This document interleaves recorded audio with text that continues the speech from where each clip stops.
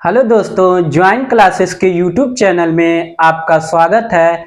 आज हम दिल्ली सल्तनत के शासकों के बारे में पूरा विवरण सहित ट्रिक बताएंगे। ये ट्रिक बहुत ही इम्पोर्टेंट है। ये परीक्षा में बार बार पूछा जाता है। ध्यान से देखिएगा ट्रिक को। दिल्ली सल्तनत के शासक, ध्यान से देखिए ट्रिक।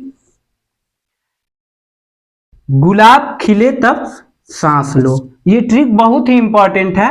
इसको याद कर लेंगे, आसानी से याद हो जाएगा।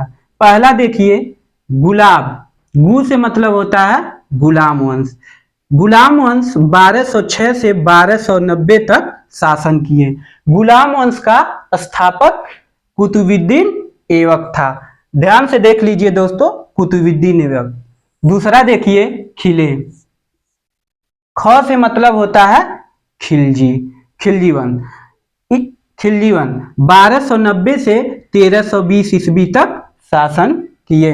इस वंश का स्थापक कौन था? ध्यान से देखिए, जलालुद्दीन खिलजी था। तीसरा नंबर देखिए, तब का मतलब, त से मतलब होता है तुगलक, तुगलक वंश। तुगलक वंश 1320 से 1398 ईस्वी तक शासन किए। ये ट्रिक बहुत ही इंपॉर्टेंट है, इसको बार बार देखिएगा। 1320 से 1398।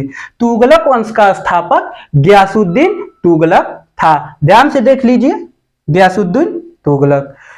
चौथा नंबर देखिए, सांस। सांस का मतलब, स का मतलब होता है सैयद वंश। सैयद वंश 1398 से 1451 ईस्वी तक शासन किए। इसका स्थापक ख्रीज खा था। ये बहुत इंपॉर्टेंट है, कभी कभी परीक्षा में पूछ लिया जाता है। पांचवा नंबर देखिए, लो। लो का मतलब होता है लोधी वंश। लोधी वंश 1451 से 1526 ईस्वी तक शासन किए। इसका स्थापक बहलोल लोधी था। कुछ हम इसमें विशेष ट्रिक के बारे में कुछ क्रम वाइज कुछ सिखा रहे हैं। ध्यान से देखिए, जीके TSL। जी से मतलब होता है गुलाम,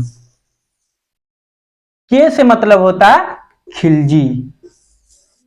खिलजी मतलब, ध्यान से देखिए, के का मतलब होता है, ख से के एच होता है इसलिए पहले लिखे। टी से होता है तुगलक, एस से होता है सैयद, यल से होता है लोधी।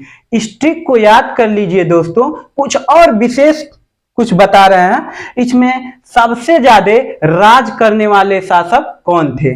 जैसे तुगलक वंश, तुगलक वंश सबसे ज्यादा राज किए थे। कितने वर्ष राज किए थे?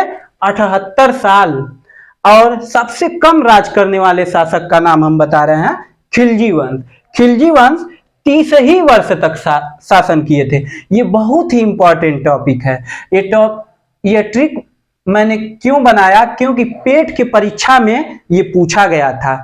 ये वाला जीके TSL, ये क्रम है। इसको याद कर लीजिए और अपना परीक्षा बढ़िया से दीजिए और अपने माँ बाप का नाम रोशन कीजिए। धन्यवाद।